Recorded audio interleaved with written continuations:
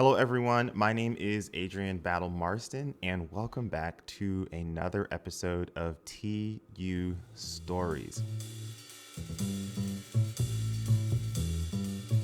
Over the past few weeks, we have gotten to know a number of different people that exist here on our campus, and today we have another special guest. So I'm going to give them a chance to introduce themselves, like their name, major, where they from, and so on and so forth. Hi, my name is Deja McLean, and I'm an information technology major here at Towson. I'm also a junior. I'm a Maryland native, so I'm literally from all over, from like PG County to Baltimore County. And yeah. So we're going to spend a little bit of time getting to know Deja's story here on our campus. But as custom, we like to ask our traditional question of who is. And so, Deja, I'm going to pass that over to you. Who is Deja McLean? um, I think I am like traits or just like You can answer that question any way you want. I like to think I'm very ambitious because part of like really finding who I am is really being ambitious throughout the process and like persevering through any challenges that I've faced over the past couple of years with COVID and everything. So I think I'm very ambitious. That's what represents me the most. Yeah. And so you spent a couple of months not here in the States. Yes. So tell us about that. Where were you and what was that process like? So, in the fall of 2021, I studied abroad in South Korea for just one semester. Mm-hmm. It was an interesting process, especially because we were still living in COVID.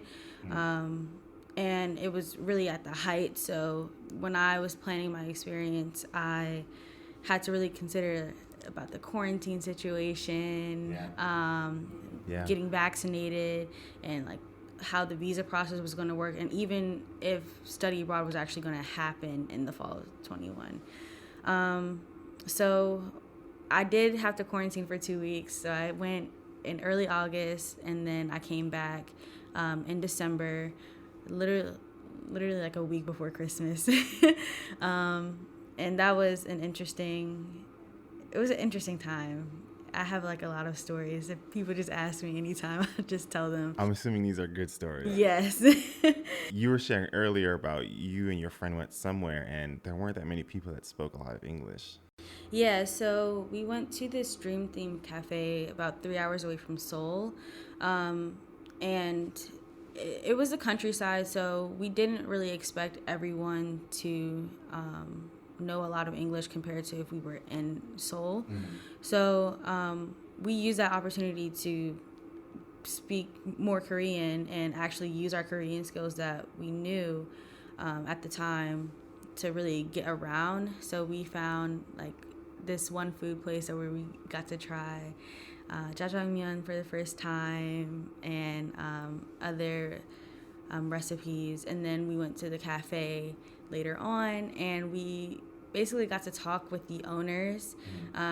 Their story basically started in Seoul and then they moved out to the countryside because the wife wanted to really get away from the city and the husband really liked to take photos a lot. So they built this cafe out in the countryside next to their home just to raise their daughter, and it was a really nice experience, and we basically got to see how they've adjusted to life out there, and we even got to create our own like list of dreams and aspirations that we want to fulfill in the future, which was really good because that's the point of the cafe. It's to really think about what you want to do in the future, what goals do you have for yourself in the future, and then you can come back later and see if you actually completed those goals. So it was really cute. So what made you choose Korea? And you mentioned that you were able to speak some of that like fluently. Is that So I studied Korean for about a year and a half. So right when we started quarantine, I started watching a lot of like K dramas and stuff, and I really wanted to really understand the deeper meaning behind the words that were being spoken, especially with some of the dramas that I did watch. They were really talked about social issues in the country, so that's kind of what kickstarted the whole journey. And then once I got to college, I realized that my first year advisor was also the director of study abroad this year, and she told me, you should really do it. And then later that year in December of 2020, I started taking private lessons aside from self-studying. And my teacher, she lived in Seoul. Well, she lives in Seoul, and she was like, yeah, you should come here. It'll be a good experience, and I'll show you about around everything. You won't be alone. So I took that entire year. So I think I studied for about 9 months before going, and I would say I was maybe like intermediate beginner by the time I went, and then I still took lessons with her while I was there, so I could really see like the growth I was experiencing, because being immersed in that environment and actually hearing the language around you compared to just when you're here and you have limited access to speak with other people, it really did like help me gain my like more experience speaking it, and really just understanding the language as a whole, and especially the culture as well. So that's kind of what made me want to choose it overall. But then my dad, he wanted me to learn like a critical language, and Korean is a critical language. So with my future professional goals, that also aligned with it, which is why I chose Korea. And you mentioned a little bit about this earlier on. The COVID variable probably, I'm assuming, played a huge role in how you sort of navigated through that.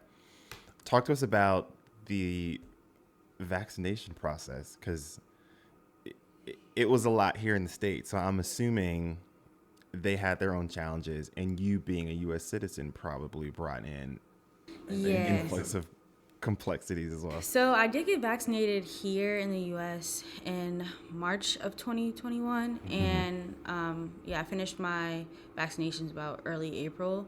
So I was good to go. I was all set, and I was ready to like get there. I knew that when I got to Korea, I would have to do a 2-week quarantine, which was really hard, but I did get through it. And once I got out of the quarantine, I realized that, I knew beforehand that Korea was going to have their own policies and their social distancing policies, which I totally respected, and I was really open to following all of them. But they had policies where before 6 p.m. you can only be in a group of max 4 people, and then after 6 p.m. you could only be in a group of max 2 people, and that lasted until about mid-November. And then that's when they realized, okay, we're going to start this living with COVID social distancing initiative. So they really tried to play around with like different things just to kind of maintain the amount of cases that were happening there, as well as give people the opportunity to, be in bigger groups. So just what I just said earlier was really just in the Seoul region, but each other region within Korea had their own social distancing policies.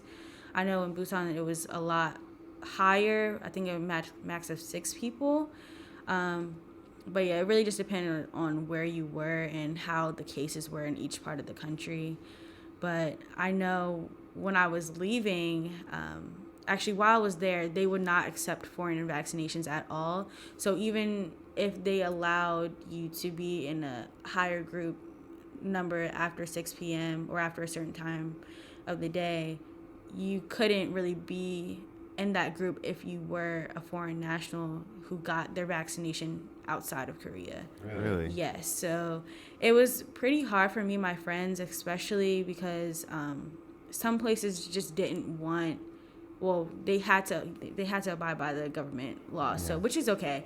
But it just kind of made it hard for foreigners to get around to some places because of these policies. They would not accept foreign vaccinations, even though we have the same vaccination. And I remember last year, Maryland, I think the governor, his wife, called a company in Korea to get vaccinations from them. So that's also a thing where I was kind of confused about, but it's okay because, like, I'm in their country. I have to respect their rules, their policies, all of that. So, but when I was about to leave, the embassies in, I think it was the UK, US, India, Ireland, Germany, it was a whole bunch of embassies that banded together and said, we're not going to stand for this anymore. The South Korean government needs to change this and allow foreign vaccinations to be accepted here. So it was a whole nother registration process where you had to go to different health centers in the cities and register your vaccination so that you can download this app and basically say that, okay, I'm vaccinated against COVID. But it took almost 4 months for when I was about to leave for embassies to actually band together and make that demand against the Korean government. So that sounds like that was probably a lot. Yeah, it was a lot, but I didn't let it affect my time there. I just respected what was going on, and I still had my own way of having fun. Yeah. You shared one fun story. Could you think of another that you'll probably never forget? Another fun story. There's a lot, but one I would say is when it was early October, and my friends and I went to Busan for the weekend because I had just met one of my best friends there a few days prior, and we were like, yeah, let's all go to Busan. We'll have fun. We're gonna go to the beach and just really experience what it's like there. And we all went, and it was pretty interesting, I will say. We got to see different temples, and we got to go to different beaches and different spots throughout the city. Busan is the second largest city in Korea, so we were expecting it to be pretty big, but I didn't expect it to be pretty spread out because one thing that we did experience is, compared to Seoul, is that I don't know why, but every time we wanted to go somewhere, it took an hour to get there, via bus. So, yeah, compared to Seoul, it would take maybe 30 to 45 minutes. But an hour, we would fall asleep on the bus all the time. But it was a fun experience. We got to do this sky capsule thing where we were in this little capsule, and then it basically took us from one beach to another beach, and it was pretty fun. Oh, so you're in the air transporting? Yeah. It's one of those little capsules where you're on, I guess it's on train tracks or something. Yeah. And you're just taking you, but you're on the coast, and it was really pretty. So. And you tried a lot of food there. Are there any favorites that stood out? My favorite, I don't know. I think my favorite would probably be the Korean pancakes. Korean pancakes? Yes, but it's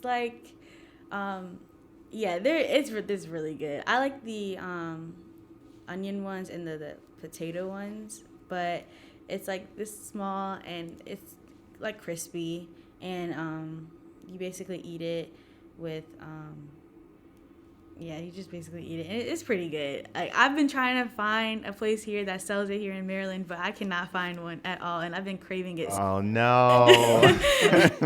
And how long has that been since you've had it? Since last December. Oh gosh, you've been almost a year going through those cravings. Yeah. And it's not something you can you can't go on Amazon. Yeah, you can't. And I don't know if they have it at H Mart, but I probably never really looked hard enough to see if they do. But then again, I wouldn't want to make it myself because I feel like it wouldn't be as good. So I'm trying to find a place that can do it authentically. I remember going to Richmond to see my stepsister, and this one place, they had it, but it wasn't as good as I expected, maybe because they kind of heated it up. But yeah, I'm waiting to find that place that has it. Oh, that's got to be the worst feeling. Yeah, it's okay though. Yeah.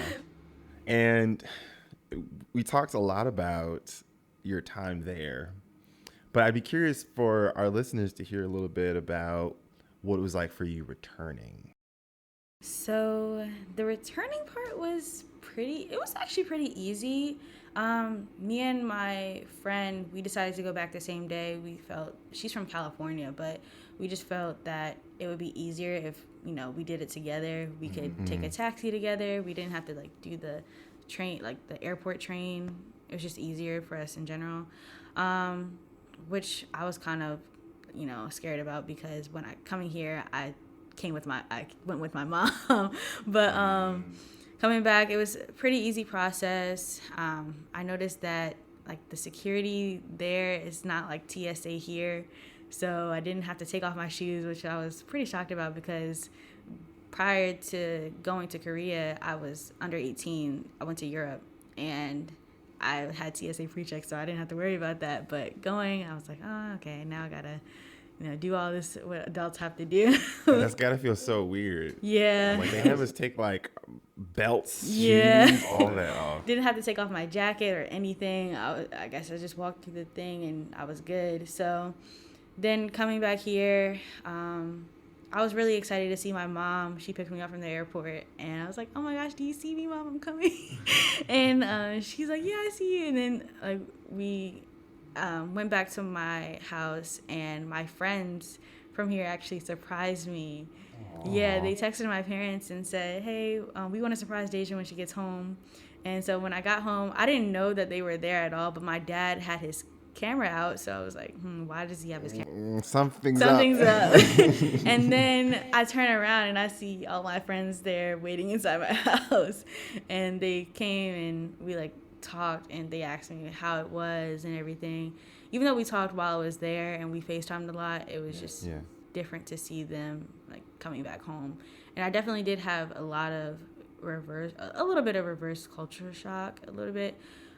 Really? Yeah, because when I was there in Korea, when you're done, you just go up to the register, and like when you're done eating, you just go to the register and you pay and leave. But here you have to wait for the check, or if you want to call the waiter, there's a button at your table to call the waiter. In Korea. Yeah, but if you're here, you have to wait for your waiter to come, circle back around. Yeah, just luck. Yeah. That you say it like that. It's just like, it's been like 15 minutes. I have no idea where they are. Yeah, so I'd rather just call them when I need them than just them do their little rounds throughout. So I think that was pretty, a little bit different for me. Yeah. But after being there for 4 months, but it was something that, I quickly adjusted to, because it's American culture. That's how we work. But so when I coming back here for the spring semester, I had talked to Liz, and she's like, hey, do you want to work at the study abroad office? And I said, oh yeah, sure, I could do that. And not realizing that I didn't know where the study abroad office was on campus at all.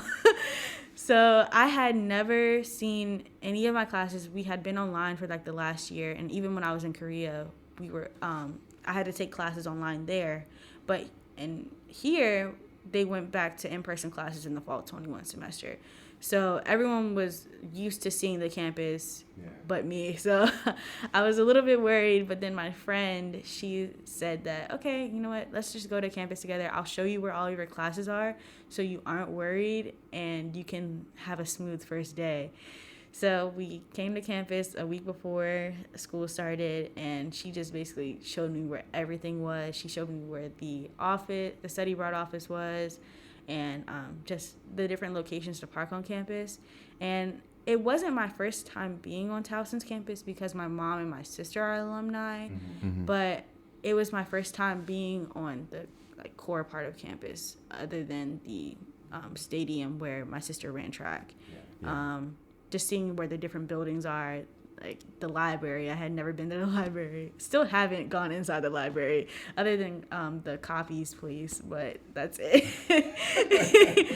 I gotta say, this is giving very much freshman year vibes. Yeah. What was that kind of like? How long did it take until you sort of felt, all right, I kind of feel comfortable here. Like I know where everything is, and you know. I think maybe until March. So Really? it took a whole month of school just to really navigate everything. For the first couple of weeks after class, I would have to go to work. So I would just I would park my car in Glen and then do my classes in York in the science building.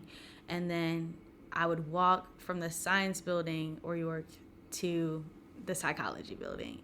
So, and then at the end of my shift at work, I would walk all the way back to Glen. But now I just move my car to Towson Town so I don't have to walk across campus. You're learning the tricks of the trade. Yes. What were there? You mentioned sort of like that reverse culture shock when you first got back. Did you experience any of that on campus? On campus, no.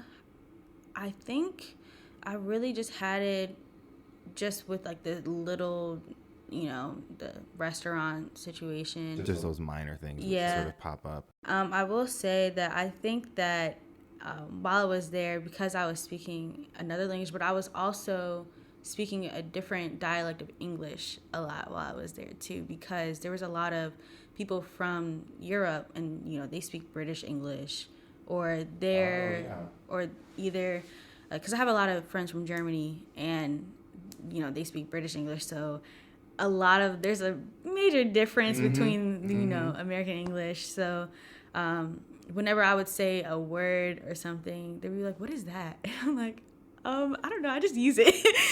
Wait, you've got to give me an example here. I'm so curious. I'm trying to remember a time where me and my German friend, we were just talking.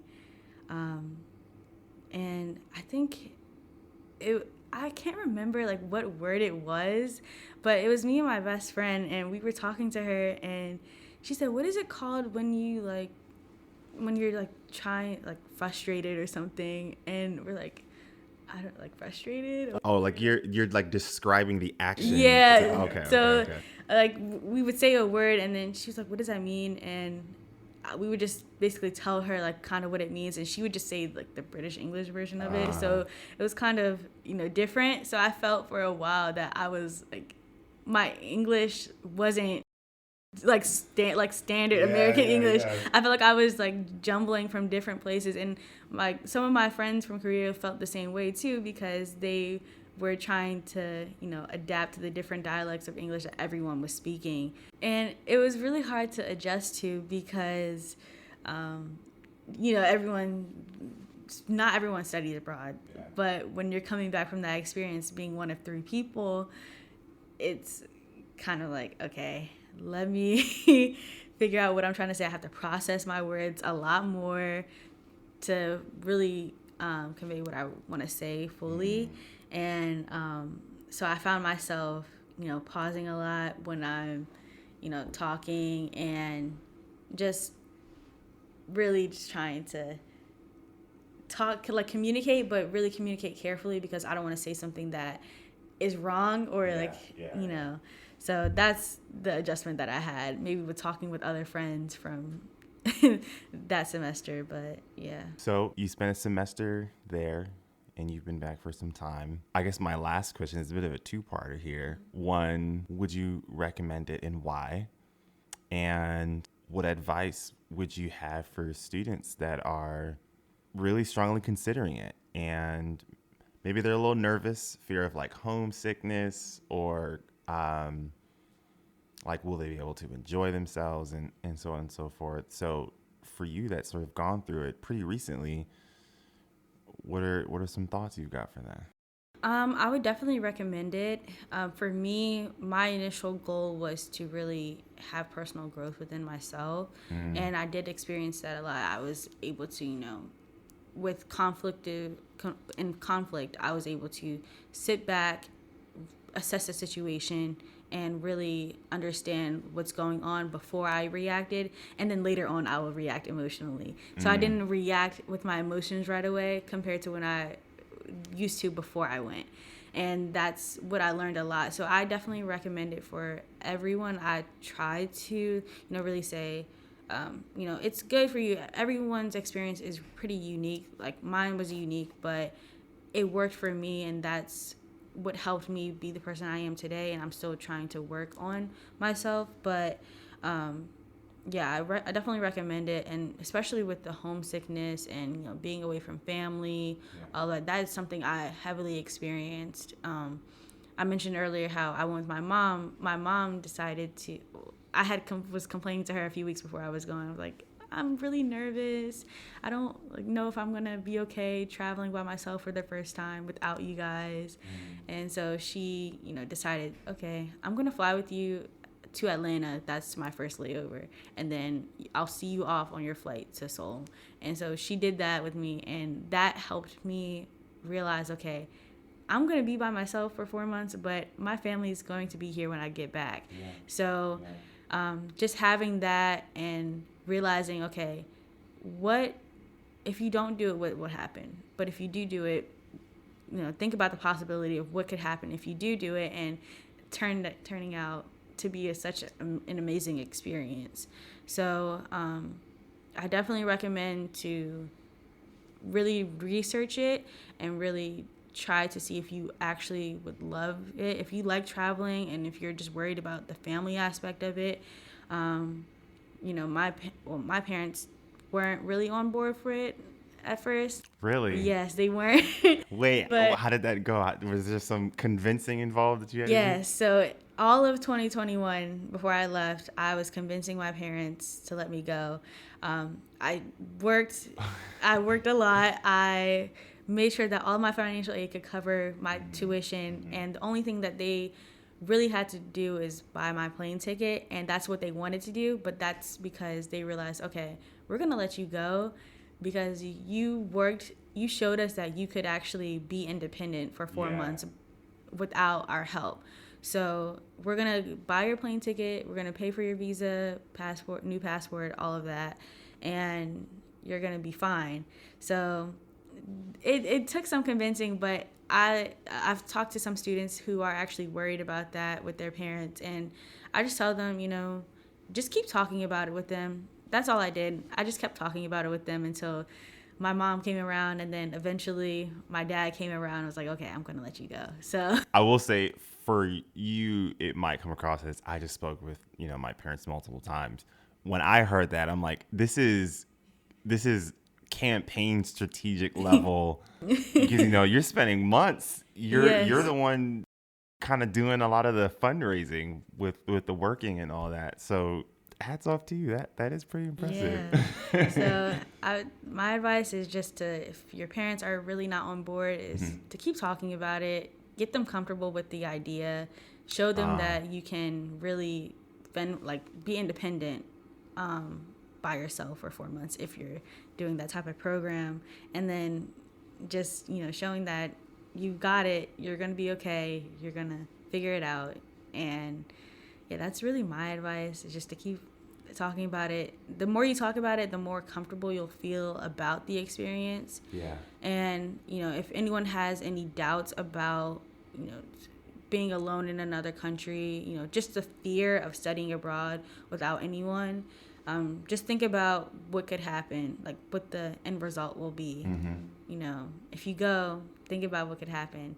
And if you're worried about, okay, when I get there, like, what am I, like, how's it going to be? What am I going to feel? And if you're already there, like in another country, you're starting to feel that homesickness. Have something to look forward to every day. So in the beginning, I was kind of scared when I first got there, but I was with other students, so as time went on, I started to adjust. But in the beginning, I started to take walks throughout the campus just to get myself acclimated with going off of campus. But I did that, and I had something to look forward to every day until I didn't need to do that anymore. So that's my advice. Yeah. Now, for people that may not be familiar with where your office is located, where can we find the study abroad office? So you could find the study abroad office on the fourth floor of the psychology building in room 408. Once you get off the elevator, you'll see like this big sign saying "Welcome to TU International," and it'll be right next to the door. So yeah, Deja, thank you so much for your time. thank you. I really had fun. I'm glad. I'm glad. So, for those of you that have an interest in sharing your story, or if you do have someone that you'd like to reference, feel free to click the link that is in the bio section, and you should be able to fill out an application where you can submit your story as well. With that being said, thank you all again for your time, and we'll see you next time. Take care, everyone.